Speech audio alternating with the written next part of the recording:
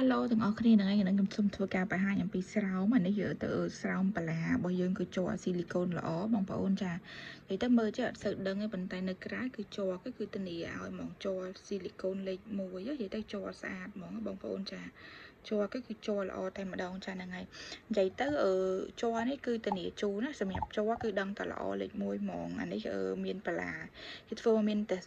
រៀងតសៃជុំវិញអញ្ចឹងបងចាហើយចុងនេះគេធ្វើតប្រវែងបានប្រហែលជា3សង់ទីម៉ែត្រអញ្ចឹងប្រវែងវាខ្នាតកដាលប្រហែលជា17 សង់ទីម៉ែត្រអញ្ចឹងណា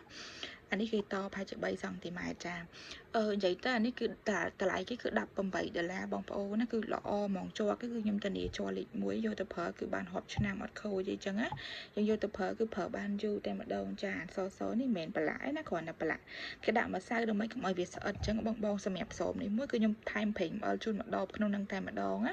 អញ្ចឹងបងតម្លៃ$18យើងមានប្រេងអំបិលដាក់ក្នុងនឹងឲ្យតែម្ដងទៅដល់គឺយើងបើកស្រោមឃើញ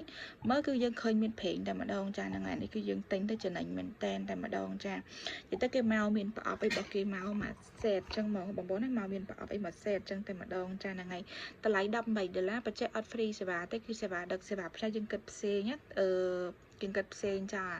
តម្លៃគេគឺធូរថ្លៃអីចឹងសម្រាប់ខេត្តយើងគិត10000សម្រាប់ភ្នំពេញយើងគិតតាមចិត្តតាមឆ្ងាយ1រៀល2រៀល3រៀលអីចឹងណាហ្នឹងហើយចឹងសម្រាប់អ្នកគាត់ចង់បានស្រោមតប្រវែងហ្នឹងណាតាក់ទងមកបានចាតឥឡូវនេះយើងមានថែមប្រេងជូនម្ដងបាទដល់ធំប៉ុណ្ណាណីប៉ុណ្ណេះដៃយើងប្រើបានដល់ទៅ3 4ដង4 5ដងអីអ្នកខ្លះគាត់ប្រើយូរបានដល់មួយខែអីចឹងណាហ្នឹងហើយអញ្ចឹងអានេះគឺធ្វើមកមានតសៃពេញតែម្ដងហើយទៅជ័រនេះគឺជ័រល្អម៉ូតហ្នឹងមានម្យ៉ាងទៀតជ័ររៀងអន់ជាងនេះតម្លៃវាទៅ15ទេអញ្ចឹងខ្ញុំយកមករៀងធូរខ្ញុំលក់ធូរតែគ្រាន់តែម៉ូតនេះមើលទៅសាច់ជ័រគឺជ័រល្អតែម្ដងអញ្ចឹងចាជ័រគឺជ័រល្អតែម្ដងតម្លៃយើងយកមករៀងខ្ពស់យើងលក់រៀងខ្ពស់ដែរអញ្ចឹងបងហ្នឹងហើយសម្រាប់អ្នកគាត់ចង់បានណាគាត់មើលក្នុង YouTube អាចកំងទិញតាមលេខដែលខ្ញុំដាក់នៅខាងលើនឹងបានឬក៏តាក់ទងតាមTelegram ដែលខ្ញុំដាក់នៅខាងលើនឹងបានណាគាត់អាច add Telegram ហើយគាត់អាច screenshot ឲ្យបានតែគាត់ចង់ទិញឆាតមកតាម Telegram ពួកខ្ញុំនឹងធ្វើការតំណែងទៅគាត់វិញណាតម្លៃគេបញ្ជាក់ណាអត់ free សេវាដឹកជញ្ជូនទេអរគុណច្រើន